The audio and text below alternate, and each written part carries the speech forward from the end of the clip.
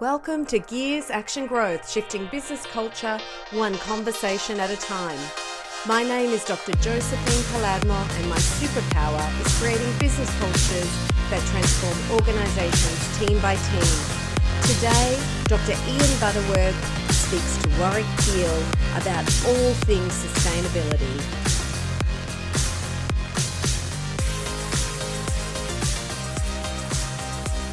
Ian Butterworth here for another session of Gears Action Growth, where we discuss topics that help organisations leverage the power of people in their business. Today we're plunging into the biggest sustainability topic of them all, which is the sustainability of human life on Mother Earth.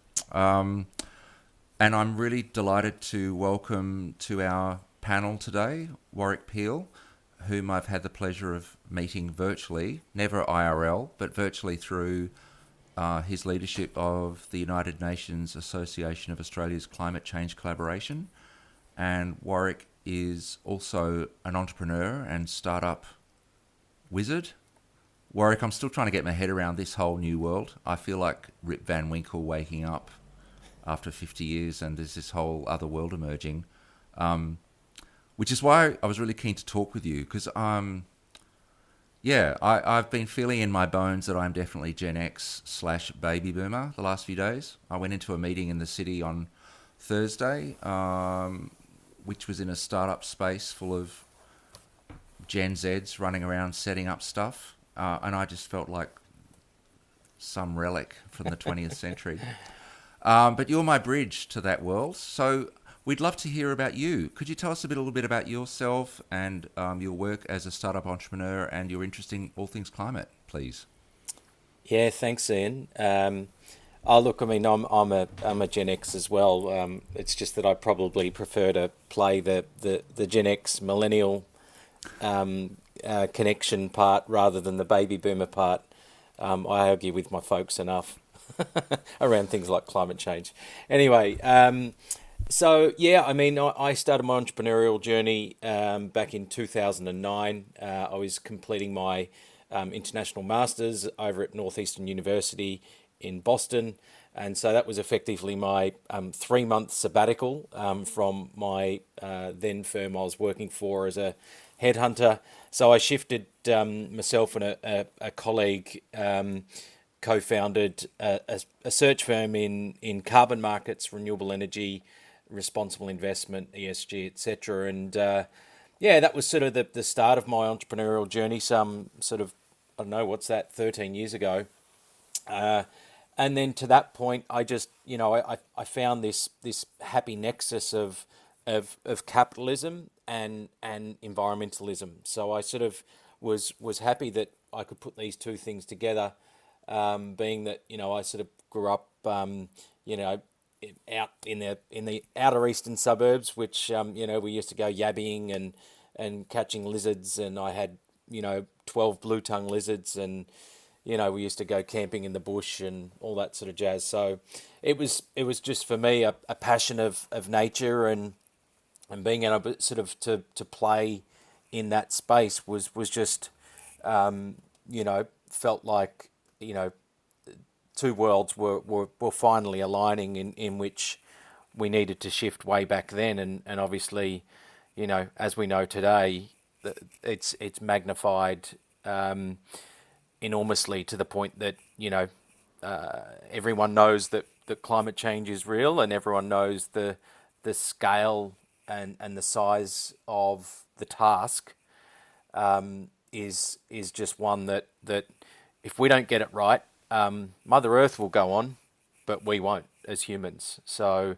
that's sort of, come to be a realization for myself. And so I think entrepreneurship is one of the machinery that we can use to really implement those solutions, because a lot of the solutions already exist. So you must spend a lot of your time engaging with, interacting, observing, negotiating with organisations, in addition to starting them up yourself.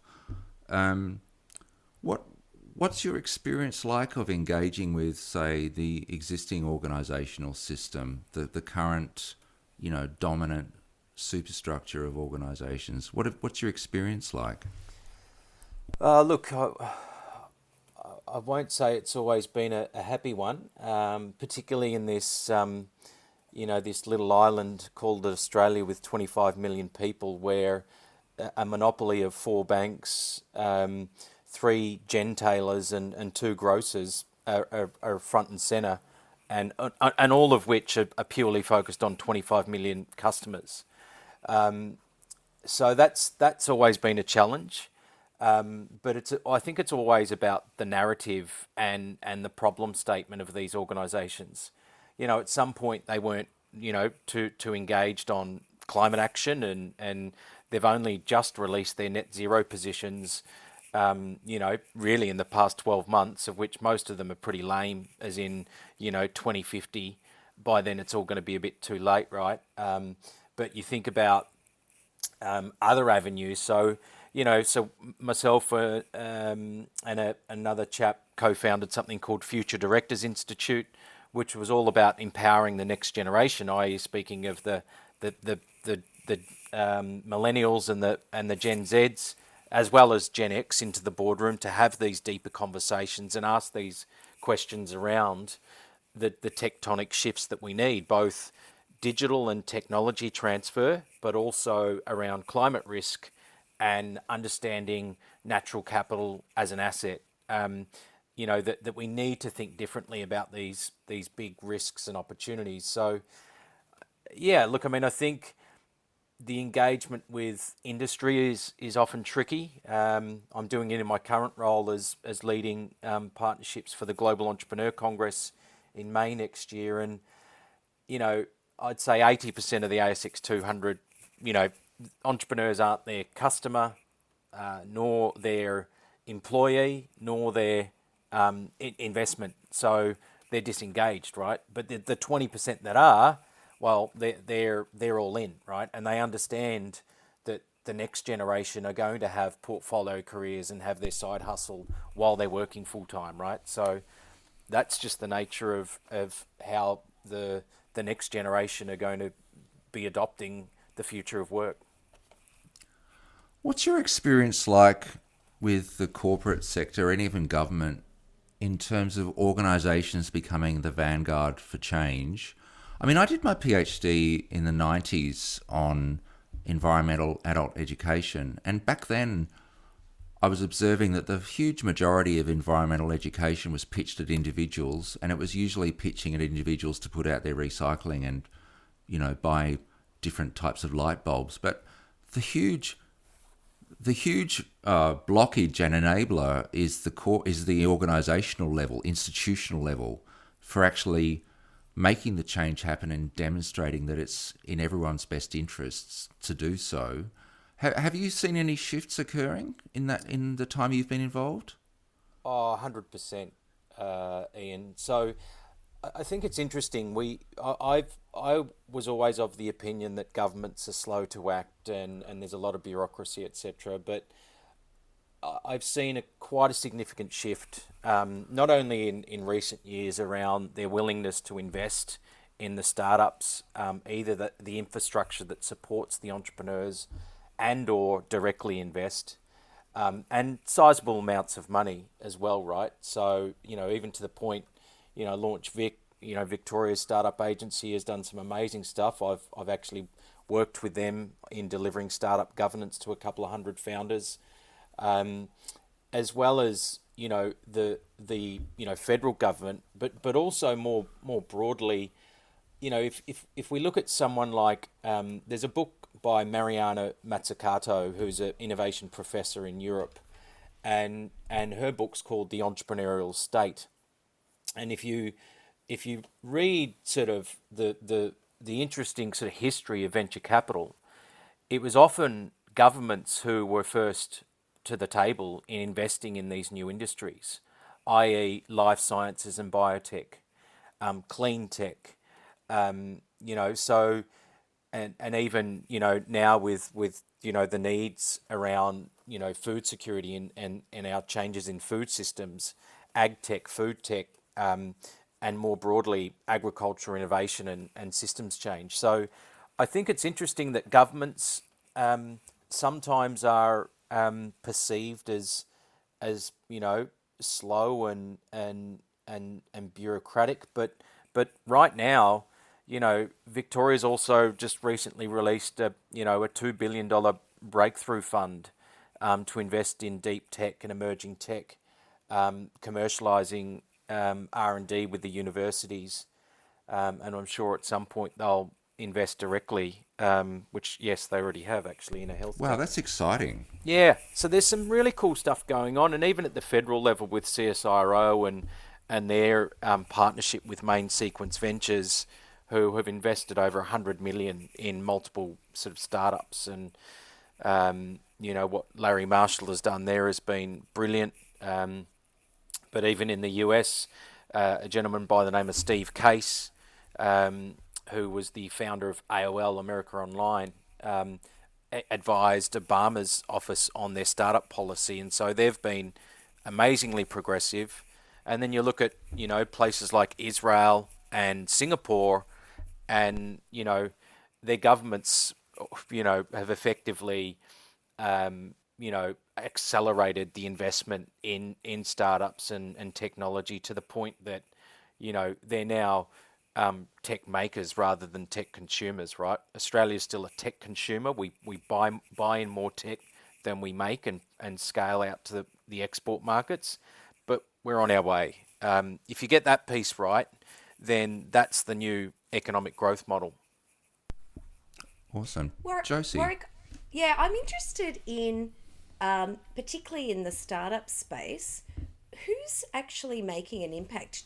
Could you tell us, just to bring it to life a little bit, what are some of the success stories there around making an impact on particularly some of those problems we need to solve for climate? Yeah, well, look, I mean, I think in terms of Australia, there's a couple of rock star names, i.e. Atlassian, and Mike Cannon-Brookes and Scott Farquhar. And what they've done, obviously their company's valued at multiple billions of dollars, but then, Mike announced 1.5 billion to invest in climate action, of which, that's quite significant. He's even obviously been engaged in creating a board spill of Australia's largest polluter in AGL and taking a reasonable stake in that company to then shift their entire strategy towards a decarbonisation net zero strategy, well before what the previous board was agreeing to. So that's one example, and those guys also pay it forward, as in investing and mentoring the next generation of startups. They've also got a foundation that invests significantly in education and edtech to support the next generation around how they're going to be successful by leveraging the power of technology. So that's one example. And then you've got, the likes of Canva, which is, Melanie Perkins, Cliff and Cam. And what they've done is created a Canva Foundation. I recall them stating something like a third of their wealth will go to impact. Now, I haven't seen sort of, the latest on what that's all about. But again, there's a big shift happening in these sort of tech companies now seeing that, okay, I've created my own wealth, and now I want to contribute to, the world around me and really pay it forward in now sort of, empowering the next gen and solving these wicked problems, right? I need to see how we've shifted since the mining lobby kiboshed, torpedoed the Labor's previous carbon pricing system. I'll never forget those ads that appeared on rotation. It seems to me like when we first met, when Josie and I met with you a few weeks ago, Gina Reinhardt had just made her classic foot in mouth stunt to pull funding out of Netball Australia because one of their first Nations members, dared to remind the Australian community of Gina Rinehart's father's overt, hideous racism. And I mean, if it seems to me that since the mining lobby successfully torpedoed the previous attempt for a carbon price mechanism, it seems to me that we've moved suddenly very quickly towards this cap on gas prices, and it also seems that major corporates that misread the public mood around climate are actually tanking in terms of their public image or something. Is there a shift that you can determine that's happened quite quickly recently? Look, I wouldn't say it's quite quickly recently. I think it's been going on for a long time, right? And the mining and gas companies are always going to lobby, and try to halt progress. But at the same time, the investment banks and the institutional investors have been saying, hey, this is a global price on this thing called carbon or pollution, whichever way you want to put it. And so what that price looks like, to give you an idea, one of our big gas companies right now, I met the head of decarbonisation when I was in WA. They're in their models, they're pricing carbon at $90 a tonne.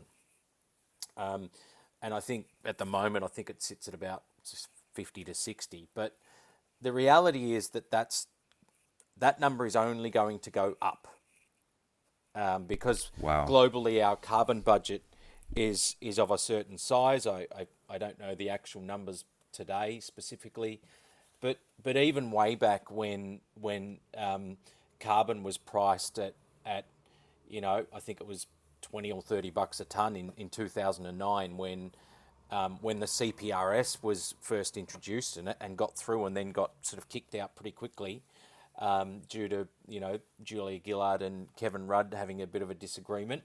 But way back then, AGL's annual liability on their balance sheet was $600 million, estimated to be $600 million. So that's not just a one-off payment. That's an annual liability that you have to reconcile year in, year out. And that applies to pretty much most of these companies that are polluting. Excuse my dummy's financial brain. When you're talking about that $600 million annual liability, what's that money having to be spent on? Well, either investing in carbon credits, as in investing in there's something called the Carbon Farming Initiative, which is sort of which then generates carbon offsets and minimises or sequestrates carbon. Otherwise, directly invest in renewables to then balance that shift. Okay. And hence they've had a significant shift in their investment portfolio, from away from coal, closing those power plants earlier than we would have ever expected. Yep. I think 2028, and I think one's closing in 2026, etc., when previously forecast at like 2035 or 2040. So moving all that forward, and then investing significantly in wind and solar assets, massive commercial solar assets, and to the point, I think, I just read Liddell, one of the coal power plants that they're closing, they're now investing in a mega battery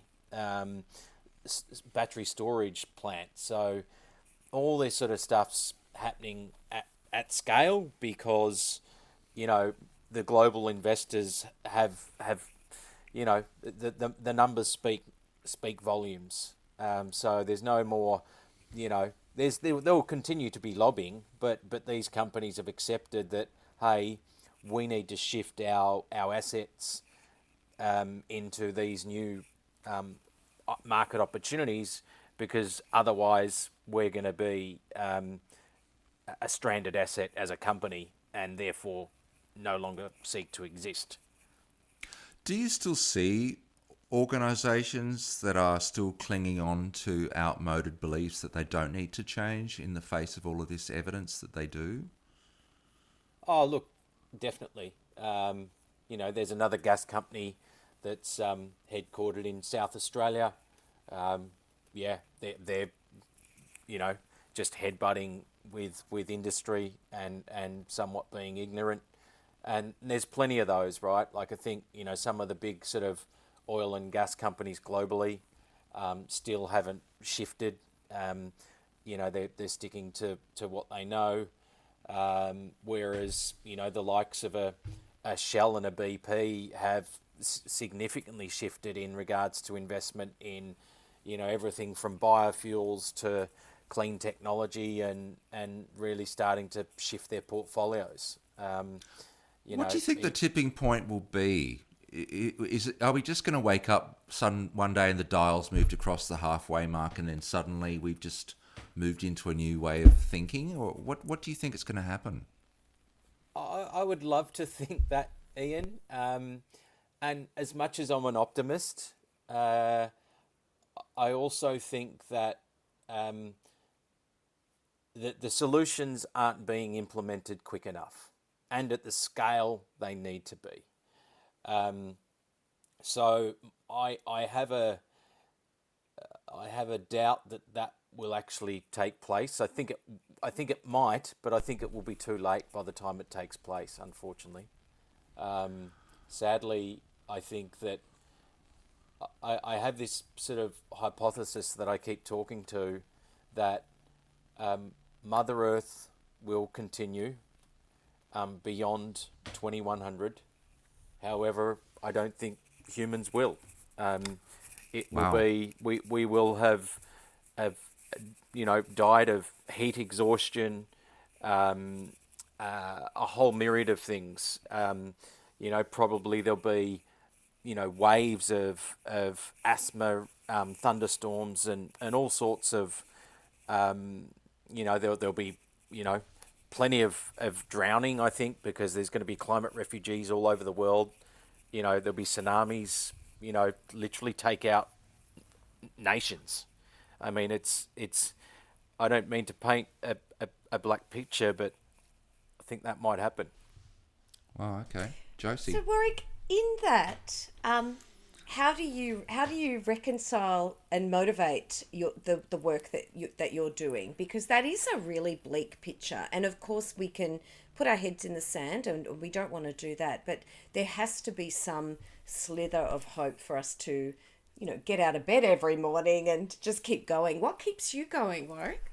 Well, I mean, I say these things because it helps us think differently about, there's this sort of communique, save the planet. Now, forget about saving her. She'll be fine, right? But save yourselves. We need to save ourselves and save humanity. And so I think if we start to realize that, then we're going to start to act. So that's where I think, I'm intrinsically motivated by impact and connecting the dots and trying to enact behavior change and co-create with communities, a lot of different projects. But at the same time, I think we have to just ask these big, bold questions and sometimes paint a bleak picture, because that's what it could look like. I mean, saving the planet is human denial that what we need to save and restore is our relationship with the planet. It's like people go off and have another baby instead of exploring the fact that their relationship is dysfunctional. And I think at a global level, we need to do that. I imagine one thing that gives me hope, I went into that co-working space the other day, and the energy in that room was amazing. I mean, I didn't even know what half those kids were doing, but I was told they were developing startups, which a lot of them have a very strong ecological focus. And I guess my hope is that Gen Z, or whoever comes after Gen Z, are going to be setting up organisations that have a completely different set of values and expectations that are based not on rampage, but actually about creating the very connectivity that you're talking about, Warwick. Can you throw me a bone? Can you see evidence of that happening? Oh, look, I hang out in those types of environments all the time, Ian. So, and yes, the energy is absolutely electric.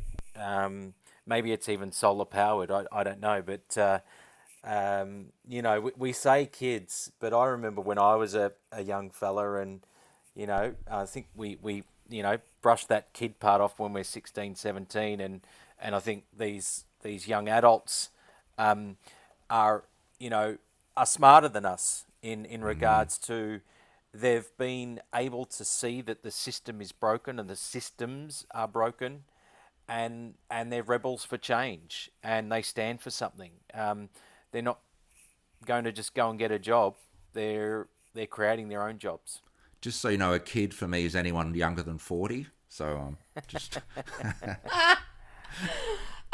Warwick, I know we're going to run out of time, so I just wanted to circle back because you mentioned the Global Entrepreneurial Congress, and I'm really excited by that. I've registered. I'm going to be there. Oh. Could you tell us a little bit about that, and maybe we can promote that for you, because I think it's going to be a wonderful event. Yeah, fantastic. Thanks, Josephine. So the Global Entrepreneur Congress is going to be here in Melbourne, May 1st to the 4th, 2023.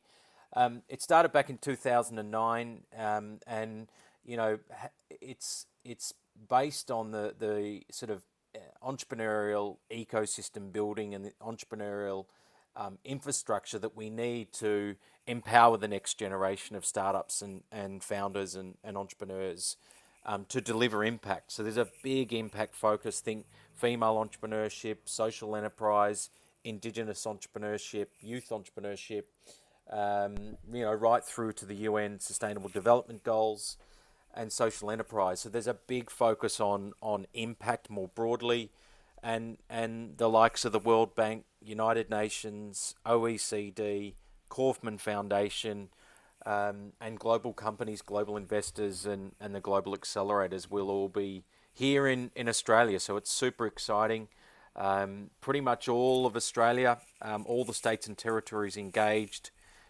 So it's going to be a nation building event, and at the same time we're going to be privileged to have guests from over 200 nations. So that's pretty exciting. Wow.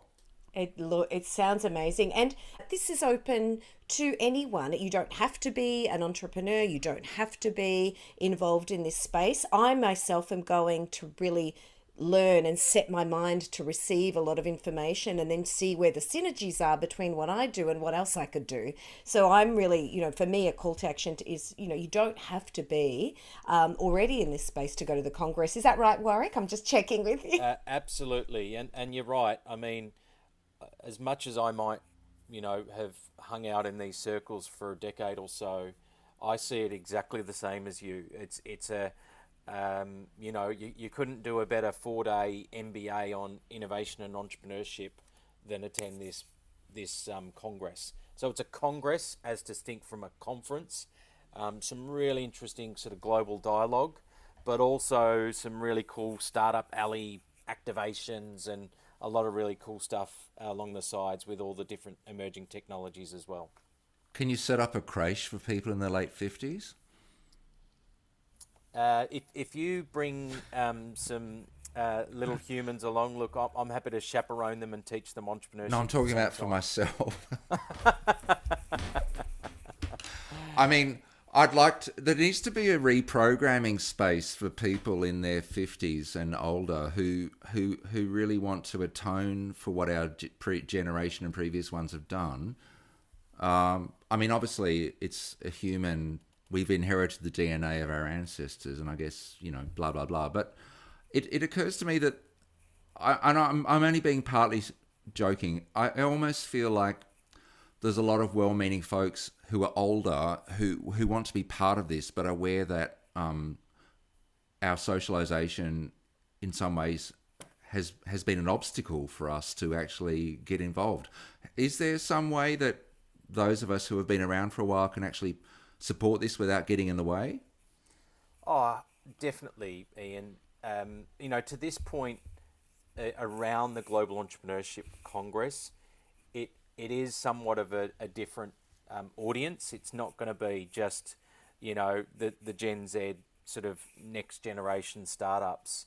This is something that's been going on for many years. So you're going to have, ministerial level, government leaders from all over the world, as well as obviously the big, the World Bank, United Nations, government from all across Australia, as well as those leading the incubators and accelerators, and the investors, which tend to be a bit, older and wiser. So it's going to be quite an interesting sort of intergenerational mix of folk that attend.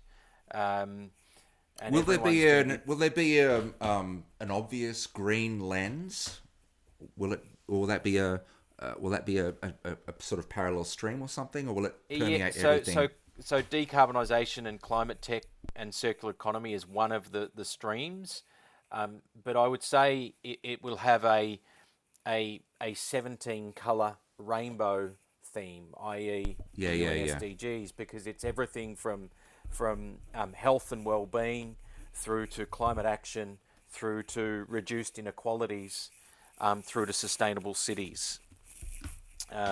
So it's going to be quite a broader impact focus across the Congress. I wonder if there's a space where organisational culture and organisational development could be discussed as a point of leverage or as a locus for change. Yeah. Oh, look. I mean, potentially. I think